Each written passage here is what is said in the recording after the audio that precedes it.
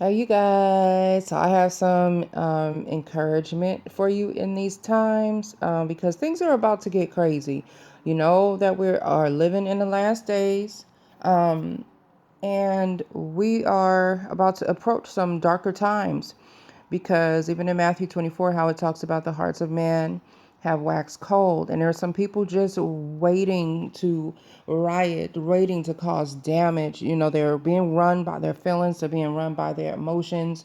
And so the Lord led me to Isaiah 26. And I'm just gonna, you guys, that's my encouragement to you is to read the whole thing. Always 8:28. All things work together for the good of them that love the Lord and that is called according to His purpose. See,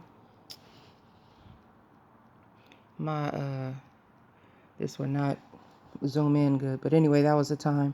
Anyway, so you will keep in perfect and constant peace the one whose mind is steadfast, that is committed and focused on you in both inclination and character, because he trusts and takes refuge in you with hope and confident expectation. Trust confidently in the Lord forever. He is your fortress, your shield, your banner, for the Lord your God is an everlasting rock of ages. And so just basically this can be your homework if the Holy Spirit leads you. But he told me to get on here, and those had need to hear this word to read Isaiah chapter 26, and then I'm gonna go over. He showed me Isaiah Psalms 37. And this is only because there's certain things that you guys are going through in warfare. And because it's heavy, and maybe you're concerned about your safety or your protection. Well, God took me to Isaiah 26 of what he's doing right now, and also Psalms 37. And do not worry because of evildoers, nor be envious towards wrongdoers, for they will wither quickly like the grass and fade like the green herb. Trust, rely, and have confidence in the Lord and do good. Dwell in the land and feed securely on his faithfulness. Feed securely on God's faithfulness, like he's never failed you. He is always there. He will never leave you or forsake you. Delight yourself in the Lord, and he will give you the desires and petitions of your heart. Commit your way to the Lord. Trust in him also, and he will do it. He will make your righteous. Let me tell you the reason why God gave me this is because it was certain things I was concerned about in my mind. And I love how God quickly comes and assures me. And I saw 26:26 and I saw 37:37. And it's always God either leading me to read Psalms or Isaiah in this time, because God is speaking a lot through Psalms and Isaiah in this time. And so verse 6, he will make your righteousness your pursuit of right standing with God like the light, and your judgment like the shining of the noonday sun. Be still before the Lord, wait patiently for him, and entrust yourself to him, and do not fret, whine, agonize because of him who prospers in his way, because of the man who carries out wicked schemes. And I was going to say to you, I didn't get to read the verse from Isaiah 26:20. It's talking about you going in your house, shutting the door. And so go ahead and read that, because God is speaking in this hour as far as our protection and our safety. And, because of the craziness, that's it. It's about to go down, basically. And so be still before the Lord, wait patiently for him, and entrust yourself to him. Do not fret, whine, agonize. Don't be a whiner. You don't need to agonize because of him who prospers in his way, because of the man who carries out wicked schemes. Cease from anger and abandon wrath. Do not fret. Don't worry. It leads only to evil. The more you manifest on something that's bad happening to you, or that's bad that's happening on in the world, it will begin to, sit in. If you let it sit in your spirit too long, it will begin to affect your spirit and begin to darken your spirit. So you don't want to think of anything dark, because it will affect you. Darkness can't bring you any light. Okay. So for those who do evil will be cut off, but those who wait for the Lord, they will inherit the land. For yet a little while, and the wicked one, hold on. For yet a little while, and the wicked one will be gone forever. Time is ticking. Jesus is coming back. Though you look carefully where he used to be, he will not be found. But the humble will at last inherit the land and will delight themselves in abundant prosperity and peace. The wicked plots against the righteous and gnashes at him with his teeth. The Lord laughs at him, the wicked one, the one who oppresses the righteous, for he sees that his day of defeat is coming. The wicked have drawn the sword and bent their bow to cast down the afflicted and the needy, to slaughter those who are upright in conduct, those with personal integrity and godly character. The sword of the ungodly will enter their own heart, and their bow will be broken. Because of the hearts of men are waxed cold, and because of the evil that's going on, and people not feeling like they're getting their way, because of these movements, they're choosing. They're not choosing the way of God, and so basically, they're going to be annihilating each other in the street. And this is what the Lord has been speaking so loud, but he has definitely been confirming it. It says the sword of the ungodly will enter their own heart. So they're going to be turning against each other and annihilating, making a choice to annihilate each other.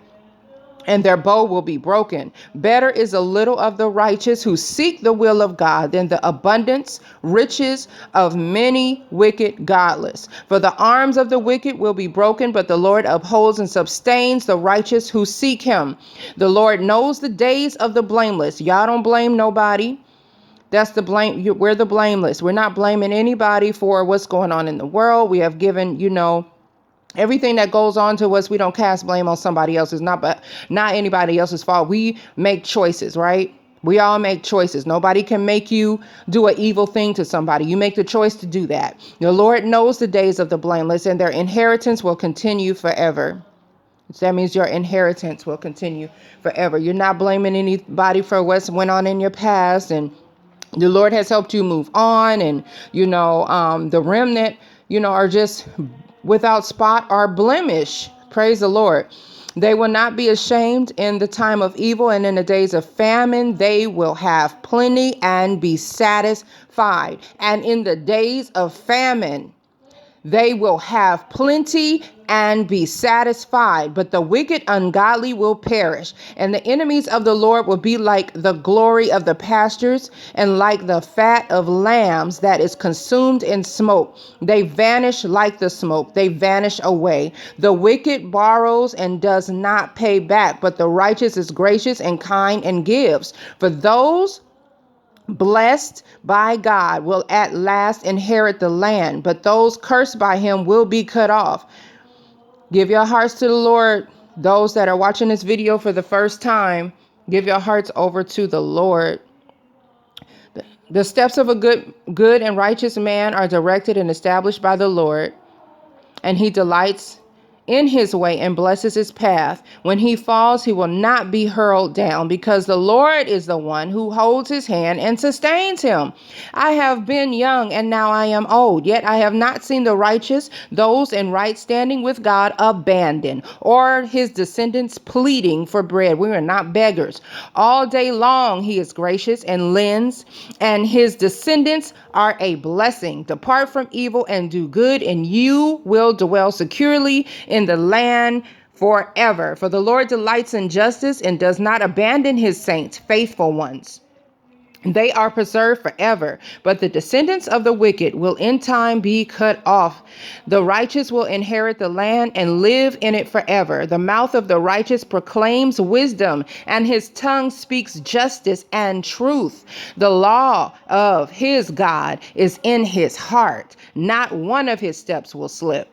The wicked lies in wait for the righteous and seeks to kill him. The Lord will not leave in his hand or let him be condemned when he is judged. Wait 4. And expect the Lord and keep his way, and he will exalt you to inherit the land. In the end, when the wicked are cut off, you will see it. I have seen a wicked, violent man with great power, spreading and flaunting himself like a cedar like a cedar in its native soil. Yet he passed away, and lo, he was no more. I sought him, but he could not be found. Mark the blameless man who is spiritually complete. This is what the Lord was speaking to me when I saw 37:37. Mark the blameless man. God is sealing people, okay? Mark the blameless man who is spiritually complete, and behold the upright who walks in moral integrity. There is a good future for the man of peace, because a life of honor blesses one's descendants. As for the transgressors, they will be completely destroyed. The future of the wicked will be cut off, but the salvation of the righteous is from the Lord. He is their refuge and stronghold in the time of trouble. The Lord helps them and rescues them. He rescues them from the wicked and saves them because they take refuge in him. You're taking refuge in the right one. God bless you guys.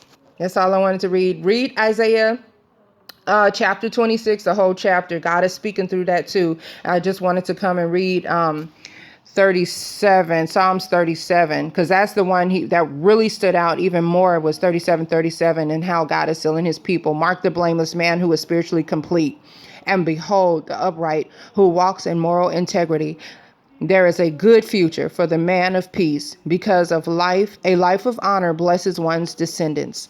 So a life of honor will bless your family, the descendants of your descendants. God is doing a thing. He's making all things new. There are going to be things happening rapidly in this month, and I'm seeing them in my life already, and I'm seeing it in others as well. God bless you guys.